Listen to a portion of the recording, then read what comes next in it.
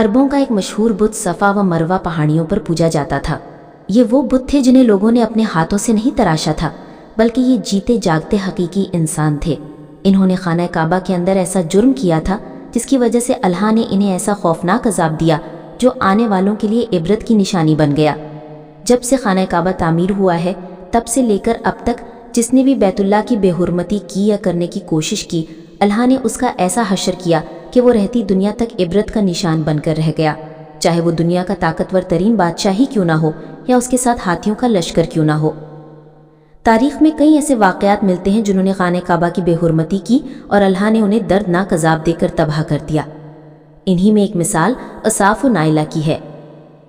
असाफ बिन याला और नाइला बिन जैद दरअसल कबीला बनी जरहम के एक मर्द और औरत थे। नाइला एक खूबसूरत और हसीन लड़की थी जो अपने कबीला में यमन के किसी इलाके में रहा करती थी। ये खूबसूरत हसीना कबीला बनी जरहम में अपने हुस्न की नुमाइश किया करती थी। वो फहश लिबास पहनकर घर से निकलती और कबीला के नौजवान उसके पीछे चलते। हर कोई उससे ताल्लुकात का ख्वाहिशमंद था। उन्हीं नौजवानों में कबीले के सरदार का बेटा असाफ बिन याला भी शामिल था। असाफ और नाइला आपस में मोहब्बत करने लगे और ये मोहब्बत जल्द ही खबासत में बदल गई। उन्होंने नाजायज़ ताल्लुकात कायम कर लिए और जब कभी मौका मिलता तो वो जिना में मशगूल हो जाते। जब उनके घर वालों को इसका इल्म हुआ तो वो इनके खिलाफ हो गए और उनके मिलने पर पाबंदी लगा दी गई। एक मर्तबा कबीला बनी जरहम का एक काफिला हज करने के लिए मक्का मुकरमा रवाना हुआ तो असाफ और नाइला भी उस काफिले के साथ रवाना हो गए। जब काफिला मक्का पहुंचा, हजी के दिन थे, तो एक रोज़ खाना काबा में लोगों की तादाद बहुत कम थी। आसपास कोई न था।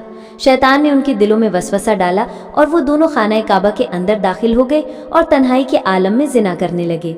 उनकी इस हरकत पर ज़मीन व आसमान कांप उठे, समुंदर की मौजें जोश मारने लगी और अल्लाह की तरफ से अजाब नाजिल हुआ। जब वो खाना काबा के अंदर बदफेली कर रहे थे तो उसी वक्त उनकी रूहें कब्ज कर ली गईं और उनके गोश्त व पोस्त के जिस्म पत्थर के बनते चले गए। ये लम्हा इंतहाई खौफनाक और अजीबो गरीब था। दो जिंदा इंसान अजाब इलाही के तहत पत्थर बन चुके थे। कुछ देर बाद कबीला बनी जरहम के लोग काबा के करीब आए और जब बैतुल्लाह का दरवाज़ा खोला तो वो दोनों बरहना हालत में पत्थर बने खड़े थे। लोग फौरन समझ गए कि इन दोनों ने किस जुर्म का इर्तिकाब किया था। उनके मुजस्सिमों को उठाकर बाहर ज़मीन में गाड़ दिया गया ताकि ये लोगों के लिए इबरत बने रहे। कुछ दिनों बाद मक्का के लोगों ने आसाफ के बुत को सफ़ा पहाड़ी और नाइला के बुत को मरवा पहाड़ी पर रख दिया।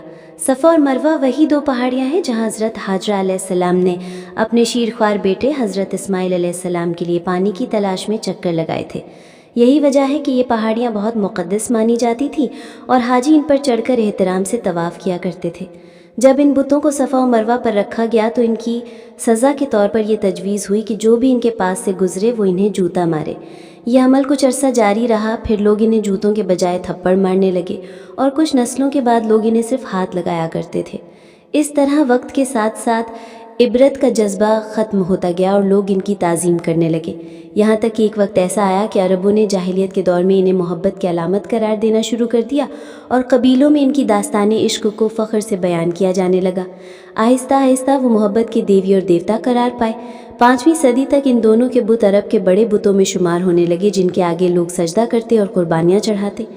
हज़रत ज़ैद बिन हारिस रज़ी अल्लाह अन्हु बयान करते हैं कि ज़माने जाहिलियत में जब मुश्रिकीन मक्का बैतुल्लाह का तवाफ़ करते तो इन बुतों को छूते। एक मरतबा वो नबी करीम सल्लल्लाहु अलैहि वसल्लम के साथ तवाफ़ कर रहे थे तो जब इन बुतों के पास से गुजरे तो इन्हें छुआ। इस पर नबी करीम सल्लल्लाहु अलैहि वसल्लम ने मना फरमाया। उन्होंने दोबारा छुआ तो आप सल्लल्लाहु अलैहि वसल्लम ने सख्ती से रोका और फरमाया, क्या मैंने तुझे मना नहीं किया था? हज़रत ज़ैद फरमाते हैं कि अल्लाह की कसम, उसके बाद मैंने कभी किसी बुत को हाथ नहीं लगाया और मैं गवाही देता हूँ कि नबी करीम सल्लल्लाहु अलैहि वसल्लम ने कभी किसी बुत को हाथ नहीं लगाया।